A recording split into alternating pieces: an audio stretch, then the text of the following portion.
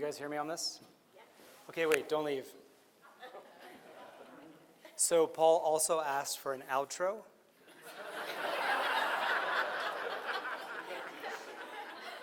It turns out that Paul was nominated for the 2022 Best Alum from WWAMI. Did I get that right? Yes. 2022 Best Alum from WWAMI.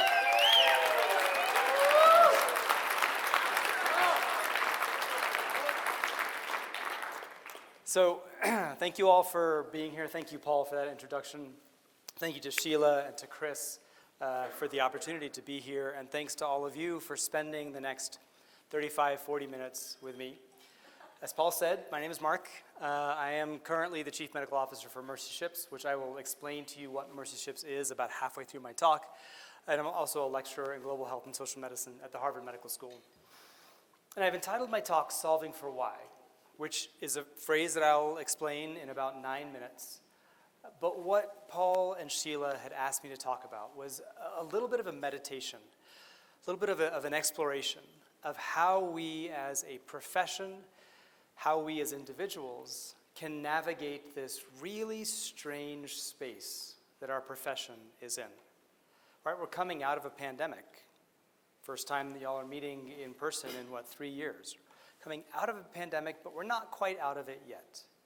We have rising cases and RSV and flu, and we've got some people saying, look, the last 3 years were traumatic, we need to put them aside and just go back to the way things were in 2019. We've got other people saying, oh my gosh, the new normal should be 2020, and we've got people all the way in between. How do we navigate this when particularly our professions have been fundamentally and maybe irrevocably altered by the last 2.5 years? What are the ways that we can think about how to navigate the next 2.5 years, the next 5 years as a profession and as individuals? So that's what I want to talk about today. A little bit of housekeeping. I get consulting fees from Global Surgery Advisors that have absolutely nothing to do with this talk. As Paul has already mentioned, I do have a book. I have to disclose it here. The book is called Solving for Why. The concepts in the book, Paul has read actually some of them. Concepts in the book are in this talk. Concepts in the talk are in the book. This is not a book talk. There are no books available in the back. This is the last time I'm going to mention the book. Other than that, I have no other relevant financial interests that would create a conflict of interest for CME purposes. Okay, so let's get started. I'd like you to think back to 2019. Now, 2019 feels like it was about a generation ago, but it wasn't that long ago. 2019 was the year that Notre Dame burned, and it still hasn't been rebuilt. This was Notre Dame literally this past weekend, so this was not that long ago. 2019 was the year that a gunman shot up and killed 51 people at a mosque in Christchurch and live streamed it. 2019 was the year that another gunman shot up UNC Charlotte, that Alberta caught on fire, that tornadoes tore through Texas and Arkansas, causing millions of dollars in damage. A little bit less depressingly, 2019 was the year that Game of Thrones ended. Y'all remember, that was like a month-long controversy after that finale.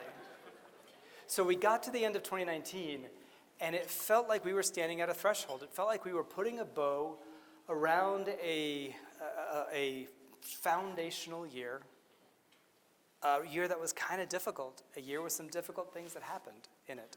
Putting a bow around that year and looking forward to 2020 with a lot of hope. And then 2020 happened.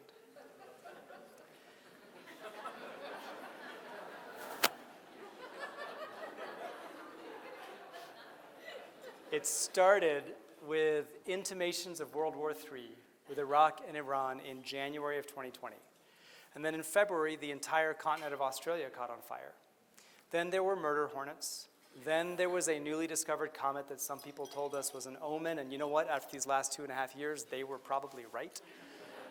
Then there were zombie cicadas. Then George Floyd and Breonna Taylor were murdered. And then there were protests and counter-protests. And then there was that really weird event in front of a church with tear gas.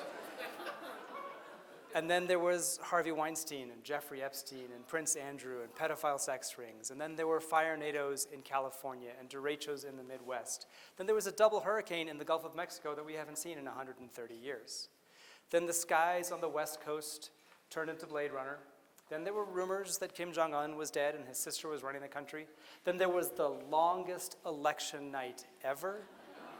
And then a whole bunch of people stormed the Capitol, breaching it for the first time since 1846, getting minutes away from the vice president, only to be stopped by this one Capitol security guard.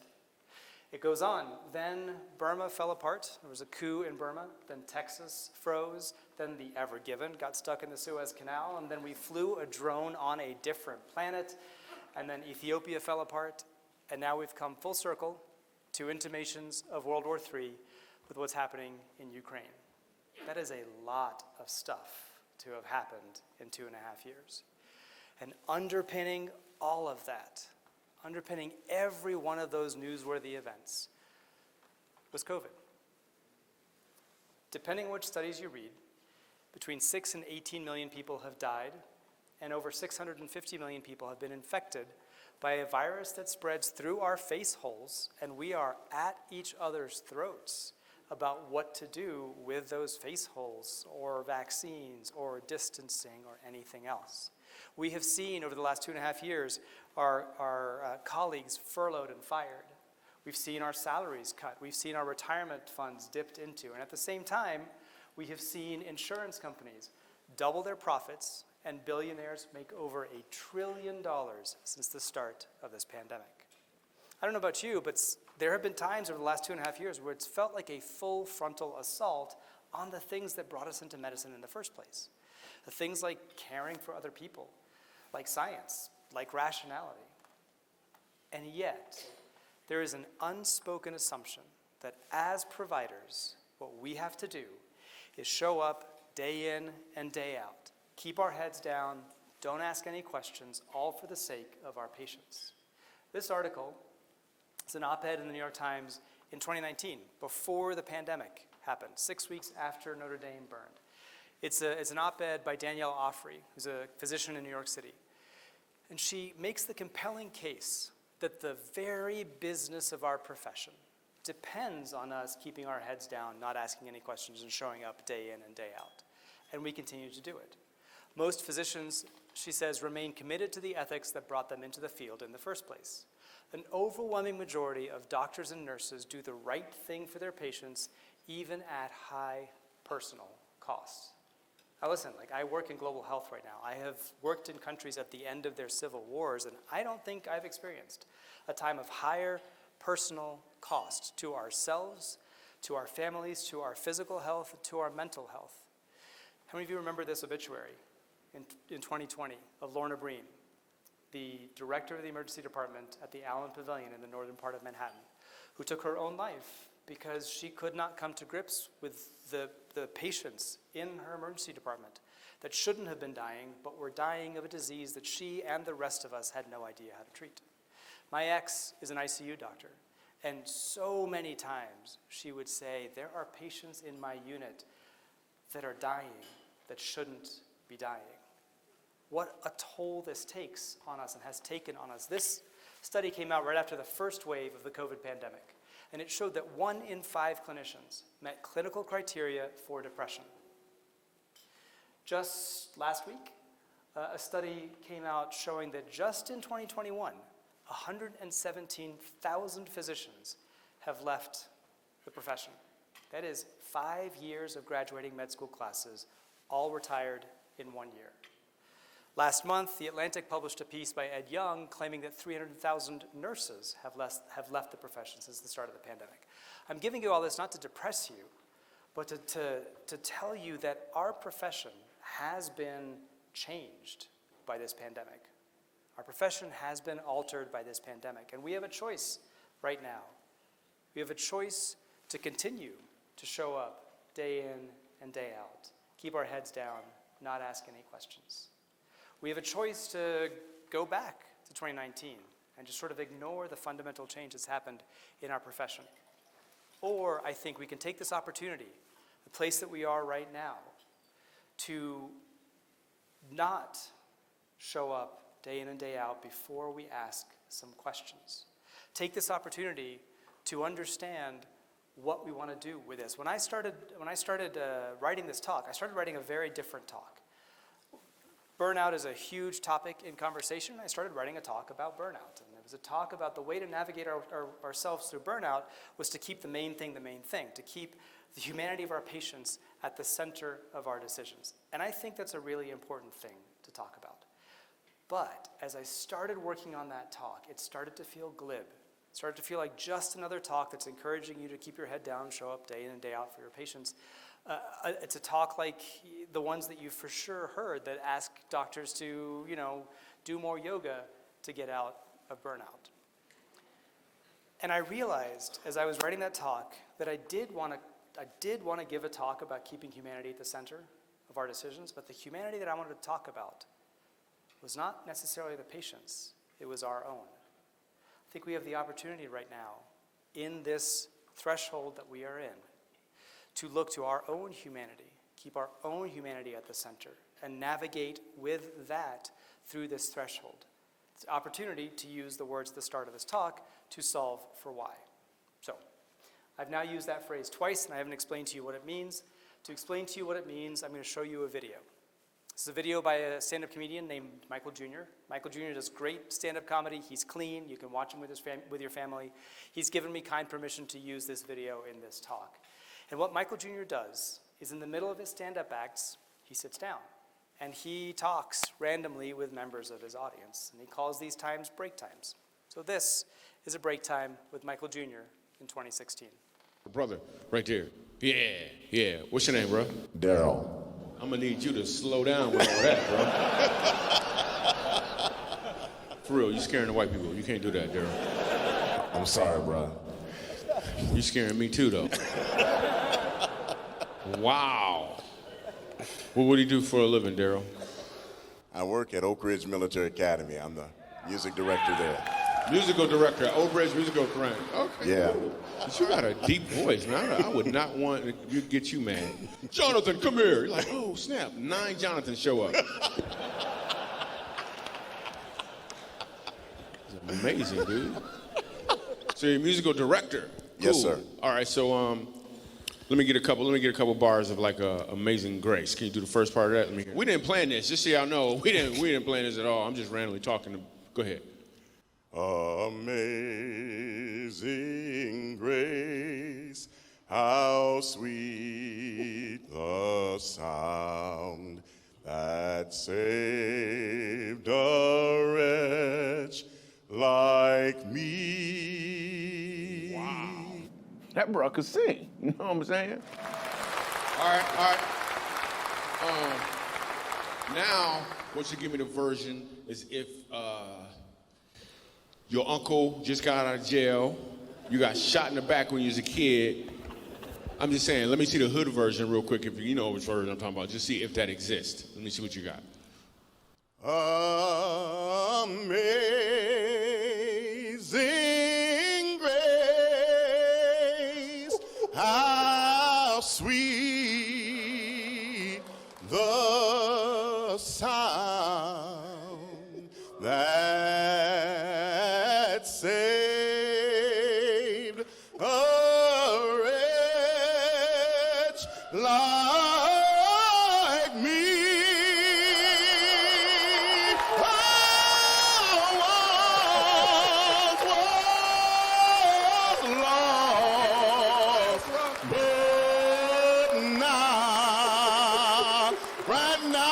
Found, was blind, but now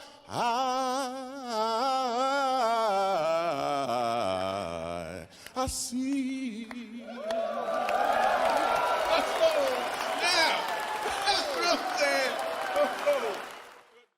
I have seen this video probably 300 times at this point, and I still get the chills the second time that Daryl sings Amazing Grace. But here's the thing. Daryl didn't become a better singer between the first and second times that he sang Amazing Grace. He didn't gain any new musical talents or get a better ear or learn the words to a song he's probably sung a million times. The difference between the first time that Daryl sang Amazing Grace, which was impressive, and the second time, which was inspiring, is that between the first and the second times that Daryl sang Amazing Grace, Michael Jr. gave him a why. And importantly, that why had nothing to do with the audience he was singing for. That why was inside him. Let me see if that's in there, Michael Jr. said. And the difference in the audience's reaction, my reaction, and maybe your reaction to the second time that Daryl sings Amazing Grace is tied absolutely to that one change, to the fact that the second time that Daryl sang Amazing Grace, he had a why. One of my favorite books is by Viktor Frankl. Frankl survived the Nazi concentration camps in World War II, and he wrote a book called Man's Search for Meaning, and in it, he quotes Nietzsche, saying, "He who has a why to live for can bear almost any how." If we're honest with our trainees, medical training, residency, medical school, all about learning how to bear all sorts of hows. Sometimes going to work every day, going to clinic every day, dealing with insurance companies, dealing with medical legal stuff, workplace politics, all about learning to bear all sorts of hows. This pandemic has been all about learning to bear all sorts of hows that we never signed up for. The question that I'd like to ask you tonight, the question I think we need to ask ourselves if we want to navigate this threshold that we are on with our humanity at the center, is what is the why for which you are bearing all of those hows? Now, as I've kind of alluded to, because each of these whys is intensely personal, because Michael Jr.'s why and Daryl's why is different from mine, is different from yours, I am going to tell you my story of solving for why, not because I think that story has any particular uniqueness to it, but because as I've talked to more and more people who have been on this path, a number of lessons keep coming up. And so I'm going to tell this story in 3 chapters. Chapter 1's by far the longest. Tell the story in 3 chapters with a lesson at the end of each chapter. So chapter 1, for me, my story starts with a car wreck. Now, if you can help it, try not to get into a car accident in Liberia because it kind of changes your life. This was 2008. This is the first time that I was living and working as a head and neck surgeon in a sub-Saharan African country. I was living in Monrovia, pictured here. And this particular weekend, about 20 of us expats wanted to go from Monrovia to a beach town about 3 hours to the northwest called Robertsport. Now, the drive from Monrovia to Robertsport is fairly simple. It requires one direction change. About an hour north of Monrovia, you turn left. The road from Monrovia north to that left-hand turn in 2008 was paved. The road west from that left-hand turn to Robertsport in 2008 was a single-track red dirt road, pretty flat, pretty well-maintained, but punctuated by these rickety wooden bridges over ravines. So 20 of us hired 5 taxis. I'm using that word very generously. This is 2008. Liberia has just come out of 2 back-to-back civil wars. There are still UN peacekeeping forces on the streets. The infrastructure in the country had not yet rebuilt. So they were bright yellow cars like you saw on that last slide, but they didn't have fully contiguous floorboards. You could see the road underneath your feet. And they were driven by people who couldn't have been more than 18, 19, or 20 years old. And I suspect some of you in here have sons who are 18, 19, 20 years old. And you know that the deal with young men in cars is that we like to go fast. So the minute we turned left onto that red dirt road, they took off. And those of us in the cars were absolutely egging them on. It was a weekend away. We were away from the hospital ship, away from Monrovia, going to a beach town. The wind was in most people's hair. And so...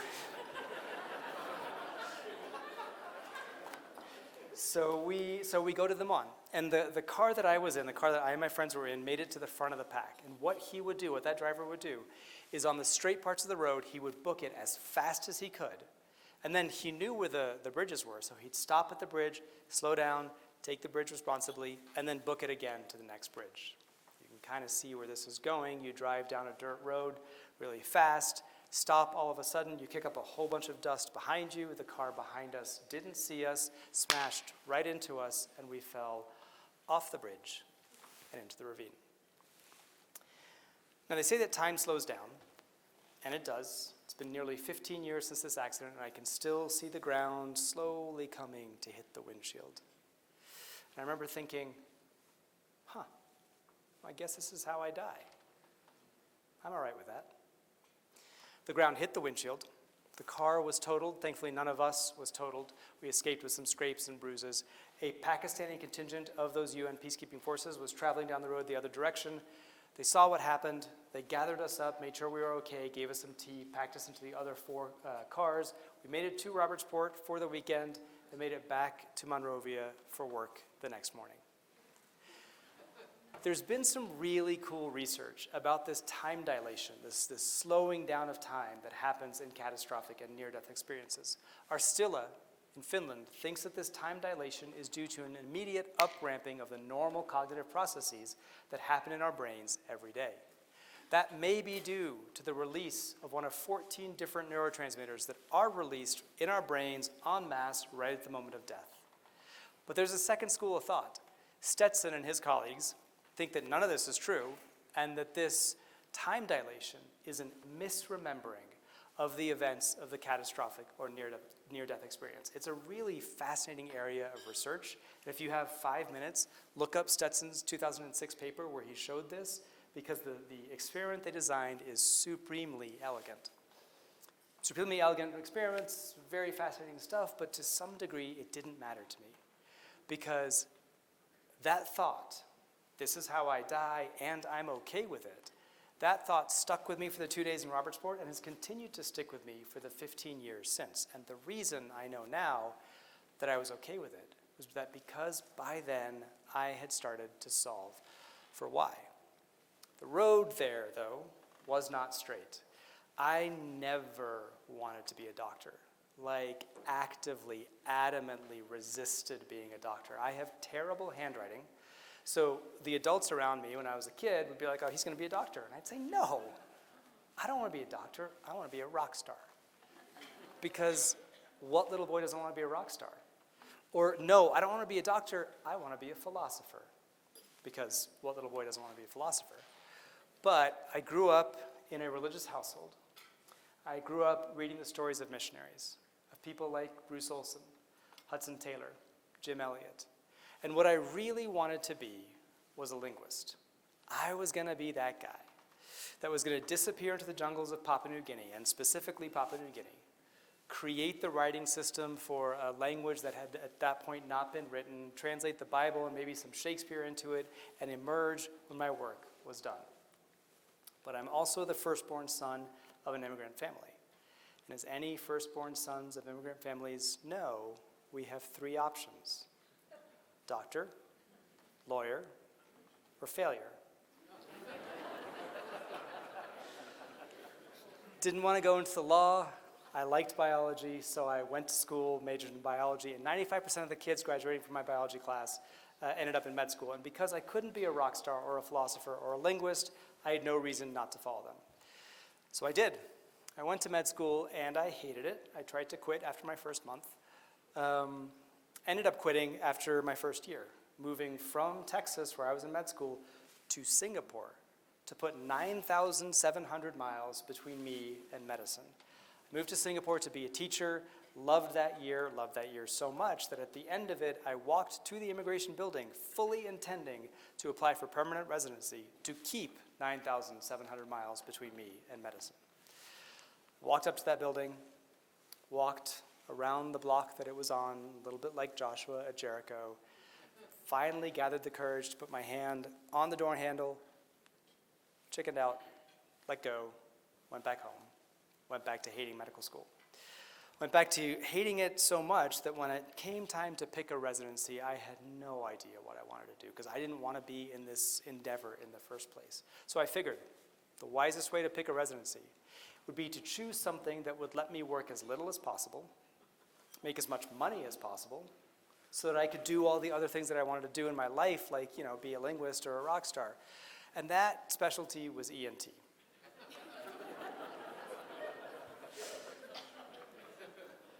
It turns out that's not the wisest way to pick a specialty. So I got to residency with Paul, and Paul will tell you, our residency was not the kindest place to be. But I think I hated it even more because I just didn't want to be there in the first place. I wanted to be done with this medicine thing in the first place. The way our residency was structured, we got to our head and neck, our surgical oncology rotations towards the end. And I got to those, and I was like, all right, this is not so bad. The anatomy of the head and neck is really pretty. Cancer is an interesting disease. I like the patients. I'm going to go ahead and do a head and neck fellowship. I'm going to get to that head and neck fellowship in chapter 2, but I decided at that point to do a head and neck fellowship because I figured after all these years, I had no other marketable skills besides medicine, so I had to find a way to make medicine work, so I went on to do a head and neck fellowship. But I'll get to that in chapter 2. Let me pause here and point out that there's a pattern that's kind of emerged in this first chapter. It's a pattern of starting something and not working, starting something else and failing at it, starting something else and failing at it. I went to med school, didn't thrive in med school, so I moved to Singapore to start a new life for myself and failed at doing that. Went back to residency, and as Paul can tell you, did not thrive in residency. And this pattern of starting something and failing it, and starting something else and it not working, it's a pattern that you will find in every person's story who's trying to keep the why at the center of their decisions. It's a pattern that's increased in my life since then. I maintain 2 folders, for example, on my computer, one of unfunded research grant applications and one of funded research grant applications, which is literally 15 times smaller. Up until about 2 years ago when I broke my knee, as Paul said, I used to compete on American Ninja Warrior, and Ninja Warrior is an exercise in putting yourself into a place where you will fail.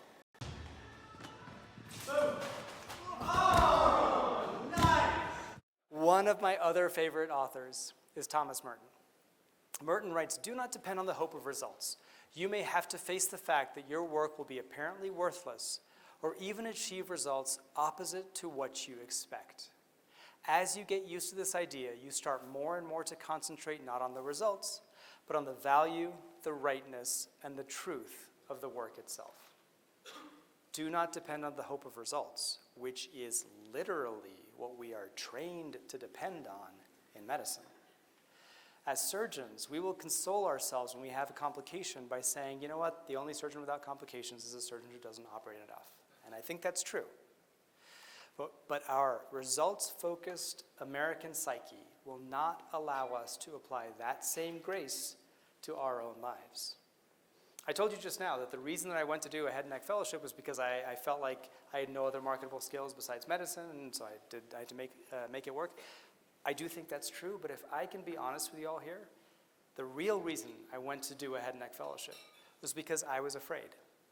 I was afraid that if I stepped off that moving sidewalk that Paul was reading about, if I stepped off that prefab path of medicine, that path that basically takes us from college all the way to retirement, with some variability, we all follow the same path in medicine. And if I was going to step off of that, then I was going to have a life that would be apparently worthless or achieve results opposite to what I expect.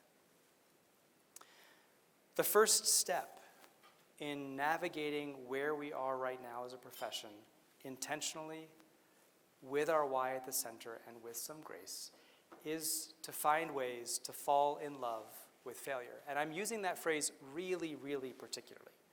I don't mean just sort of accept that failure exists, that the road to success is paved with a lot of failure. I don't mean yogaing yourself through failure or gritting your teeth through failure or any of that stuff. I actually mean push yourself to court failure, to woo failure. Put yourself in positions where you will fail. It is not something we are used to doing as clinicians. Put yourself in positions where you are courting failure, because failure does 2 things for us. One, it starts to push us against the edges of this moving sidewalk that we all find ourselves on. One of the things with this moving sidewalk, whether you like it or you hate it, is that you're really good at it. We know how to do our day-to-day life. We know how to meet its demands. When you're failing at something, it's an indication that you don't know yet what you're doing.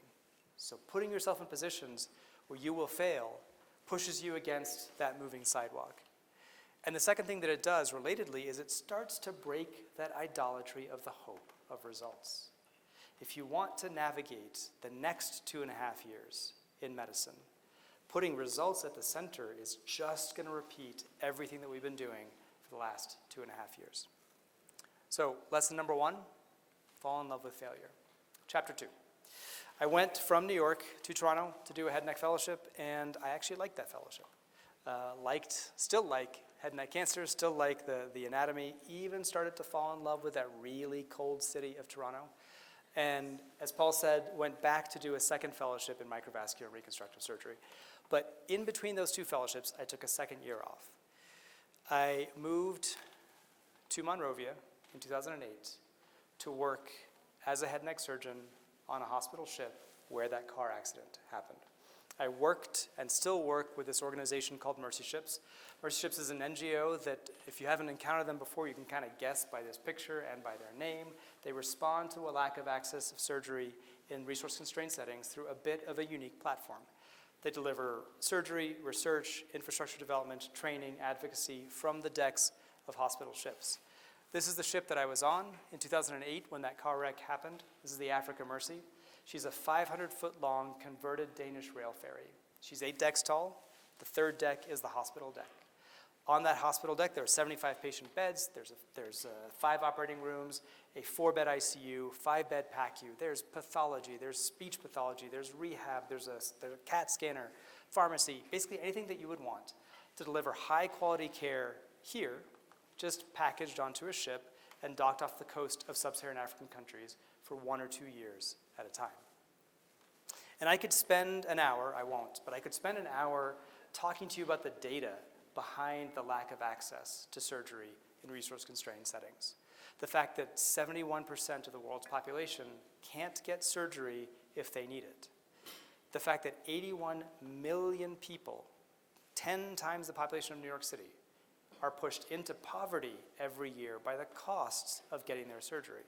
The fact that we need 2.3 million more surgical providers to be trained to meet the unmet need. I could give you that talk. I could also give you the talk of the privilege it is to walk Patricia and Samani from here to here. I love giving these talks because these talks are my own personal why. But we don't find our why in talks like this. We don't find our why in numbers and in data. We aren't logicked into or reasoned into or dated into our why. Our why comes from those quiet, numinous moments that each of us has in our lives if we listen to them.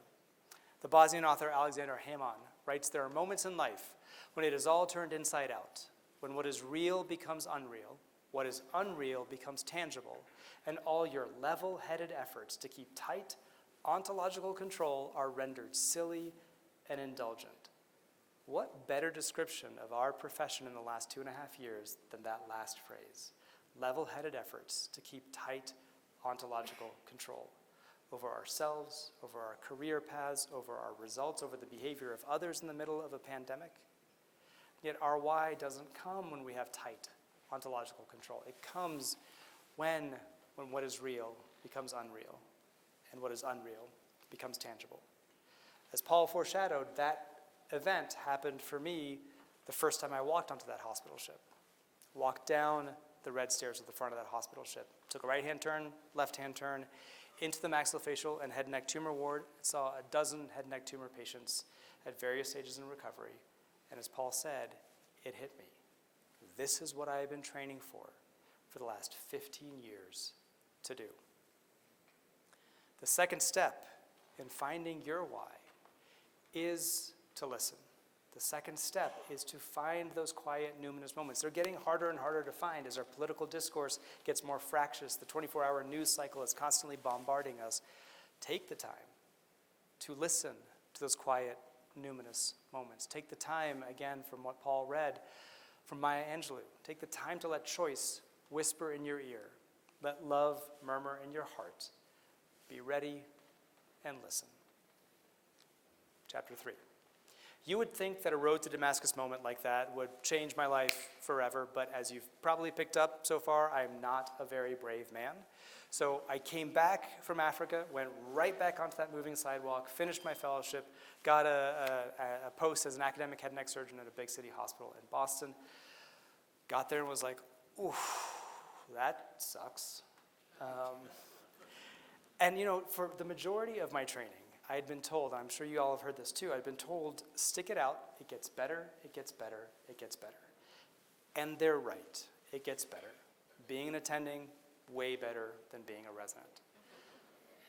But I got to better. I got to better and I looked around and I was like, this is not what I signed up for. How many times have you heard that phrase in the last 2.5 years? This is not what we signed up for. And I was not alone in this. These data are a little bit old. They come from a survey in 2008 of primarily primary care physicians, 12,000 physicians, only 6% of whom feel their colleagues have good morale. 78% said medicine was no longer rewarding. 45% would have retired that day if they could, and half planned to retire or reduce patient care in the next 3 years. That's 2008. 2022 doesn't look really any better. A third of physicians plan to leave the profession in the next 18 months, and of those, half of them will leave medicine altogether. Between 60 and 90% of physicians would not recommend medicine as a career to somebody coming out of college. The problem gets worse. Medicine is the second most suicidal occupation in the nation, and suicide is the second most common cause of death among medical students, second only to accidents and trauma. This year alone, between 300 and 400 doctors will commit suicide, which is twice the rate of the national population. And my colleagues across the ether screen, male anesthesiologists, are the most at risk. On the flip side, burnout, which we've been talking about a lot, I hear this weekend, burnout, as you all know, primarily, not exclusively, but primarily is the purview of female physicians. Suicide here is the purview of male physicians. In either direction, there's some bad stuff happening in our profession. And yet, people keep coming in. In the 6 years covered by this study, the physician workforce grew 12%, which is faster than the population growth in the country. So people keep flocking into our profession, getting into our profession, looking around, making it to better, and being like, that's not what I signed up for. Now, obviously, job dissatisfaction is not just the purview of those of us who work in medicine. Of the 156 million employees in the US, 70% dislike their jobs, primarily those who work in the private sector. For them, a job is just something to do, to bring money home, to put food on the table, and not something that gives them a purpose or a sense of meaning.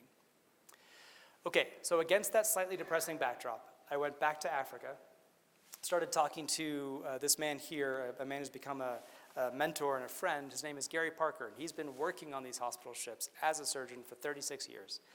And I asked Gary, how does he make difficult decisions in his life when he is standing at a threshold, when he has to make a hard decision? What process does he use to make that decision? Now, as Paul said, I've since gone back to school. I have a degree in decision making, so I know that Gary's answer has a name. It's called the Maximax or Optimist Criterion for Decision Making Under Uncertainty, or the Gary Parker Rule. And the Gary Parker Rule is this: when Gary faces a big decision in his life, he looks 30 years down the road at each of his two options, at the best possible outcome of each of his two options. And if one of those best possible outcomes makes him think, meh, then it's not the right choice for him, because he would spend 30 years pursuing something that at the best would just make him think, meh. Now, as a decision analyst, I like trees and numbers, so let's formalize the Gary Parker Rule. Let's say you're facing a decision. You're facing, how do I want to live the next 5 years of my clinical life? Well, to make that decision following the Gary Parker Rule, you find the best possible outcome of each of your two choices, and then you choose the best of the best. This is a really rare decision-making paradigm because it's incredibly risky. We tend not to make decisions this way. The reason that falling in love with failure is lesson number one is because very often the worst possible outcome is in choice B. So I came back from this conversation with Gary, and I started applying the Gary Parker rule to my own life. What would it look like for 30 years for me to be an academic head and neck surgeon at some big city hospital somewhere in the US? I would have treated 10,000 patients maybe. Half of them would have lived, half of them would have died, because that was what head and neck cancer was at that time, and I would retire with a nice house and a Jaguar. And for me, that was not satisfying. I've said this multiple times. Every one of these is an intensely personal decision. My partner, the guy who hired me, the guy that I operated with, for him being the best surgeon that he could be, that absolutely drove him. That was his why, but it wasn't mine. I knew then that I had to move from the care of individual patients in the US to the care of patients and populations in resource-constrained settings. It took me a couple more years to do that, but this brings me to the very last lesson. You can fall in love with failure all you want. You can listen to the quiet, numinous moments all you want, and you should be doing both of those. But once you hear the why, you've got to do something about it. The listening doesn't matter if you don't act on it. The third lesson, the third step in navigating this space with intentionality, with grace, and with our own humanity at the center is to make the intentional decisions to follow that why. Thomas Merton, to close us out, a man knows when he has found his vocation, when he stops thinking about how to live, stops thinking about how to endure all sorts of hows, and begins to live. To navigate this space, do three things. Find ways to fall in love with the feeling of being a beginner. Find time to listen for those quiet, numinous moments, and then when you hear them, make the scary, intentional decisions about your why. Now listen, 95% of us will go through an exercise like this and we'll come out the other side and say, yeah, I signed up to be a healer. I'm all in. This is what I want to do. 5% of us might not. 5% of us might come out the other side like I did and think, no, this is not what I want to do. Either direction, we will have done it honestly and with intention. And whatever your why is, my prayer to you is that you live it well. Thank you very much.